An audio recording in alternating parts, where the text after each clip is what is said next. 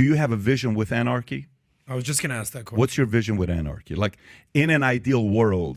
There's no ideal world. That's the problem. It's not a utopian system. What's your vision? What's your vision with anarchy? My vision is a situation where more people are responsible for their own lives. Which we have today.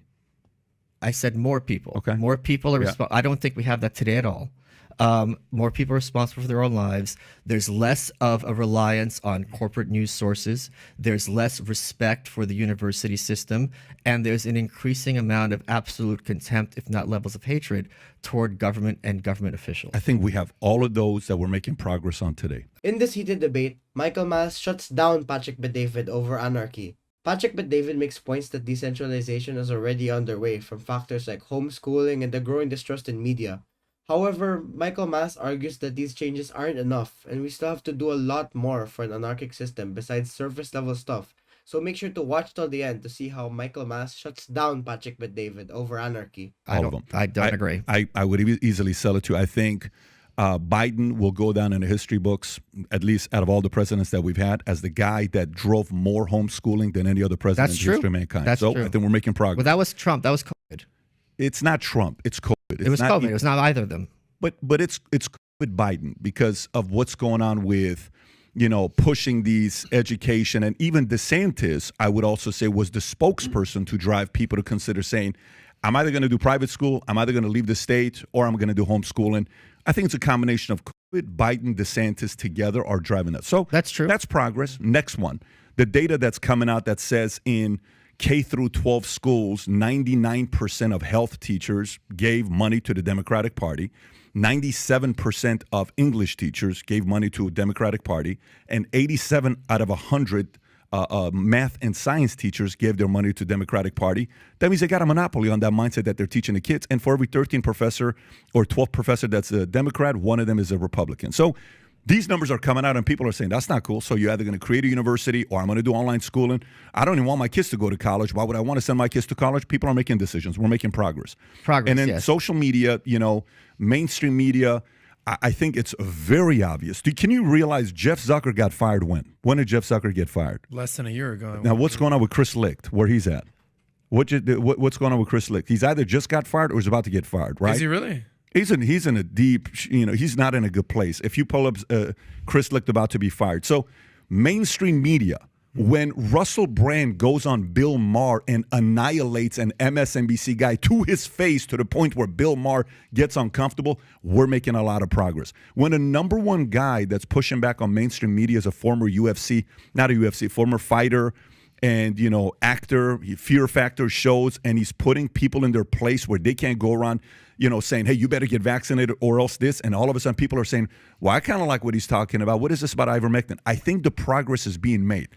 Does that mean we're leaning towards anarchy? No, it just means we're making progress. Because if on 100 different issues, if we wrote on a piece of paper, an anarchy, a libertarian, a capitalist, we may agree on 77 different things, or 78 different things, or 82 different things.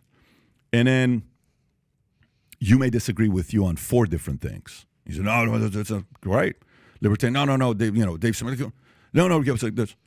But you know what? There's a lot of things that we all want to see have progress happen. I think we're making it. Do we want to have a big government the way we do today? No. Do we want to see them printing money the way they're doing today? No. I think they're being exposed by both sides. Does that give credibility to the anarchy argument? I don't know about that. So Patrick Bet-David starts pointing out the real shifts that's been happening, like homeschool being up, trust in the media that's been tanking, and people are walking away from institutions. Patrick Bet-David argues that this is progress, and he's not fully wrong. Parents are pulling their kids out of government schools and opting out for homeschooling even after the lockdown. Independent voices are crushing corporate media, and faith in the authority is just dying down.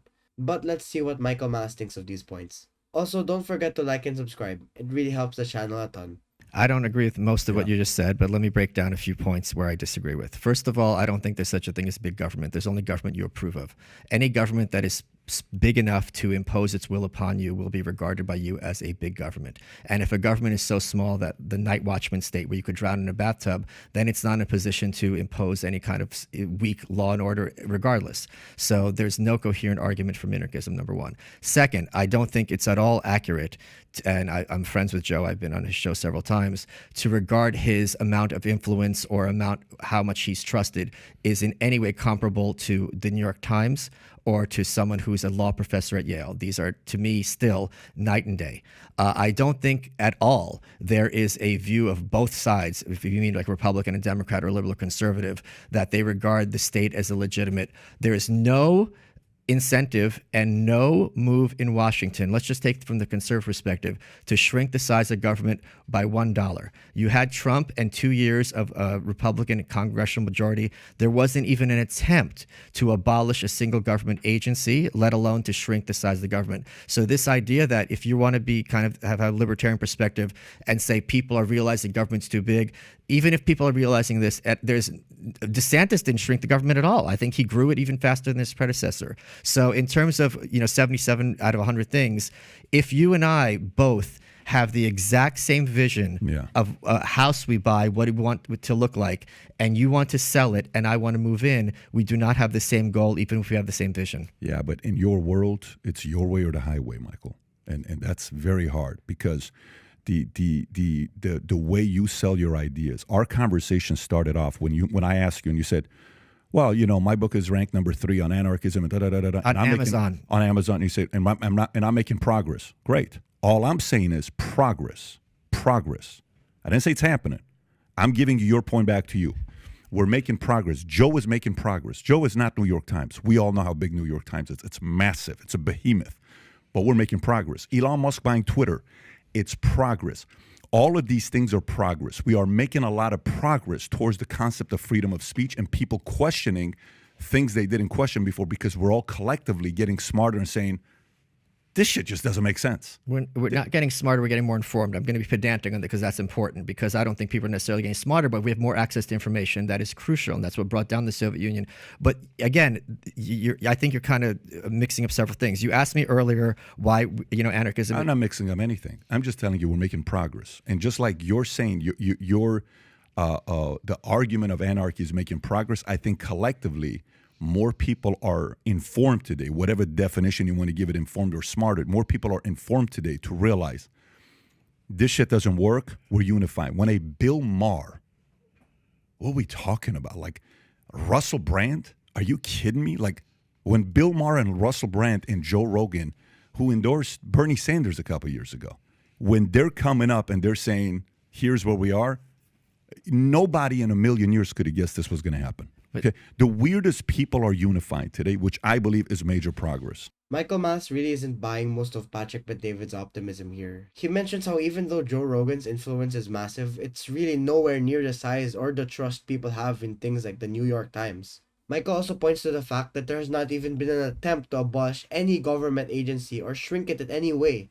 And the second he starts mentioning these facts, PBD just starts calling him out just to keep mentioning that there still has been progress. He even makes the claim that because of this so-called progress, people are somehow getting smarter, which Michael Malice instantly corrects and attempts to make his argument clear, but just continues to get cut off by Patrick Bet-David. Honestly, it's getting frustrating watching Michael get cut off like that.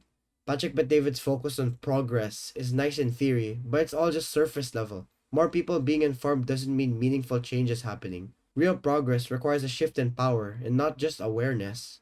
But go ahead.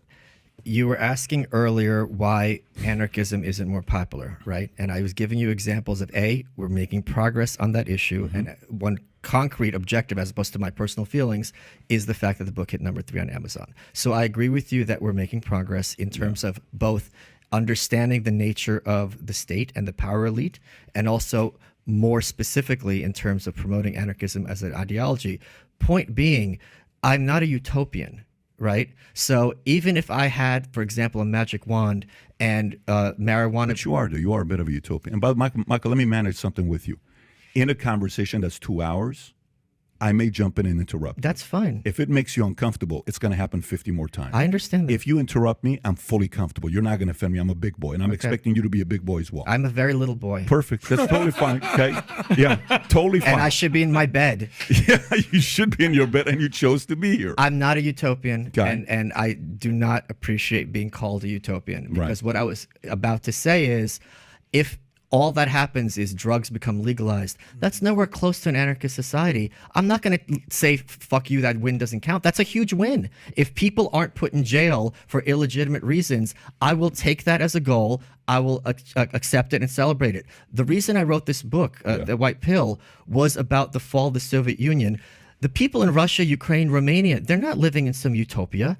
Things just got significantly better for them. And that is important for those of us who fight for freedom. You take the wins you can get, and you don't say, oh, well, they still have this law or they still have that law. No, you go, look, things in our lifetime, in places that are not some weird country that you can't find the map, moved fundamentally, enormously, in a better direction, and they did it relatively peacefully and relatively easily.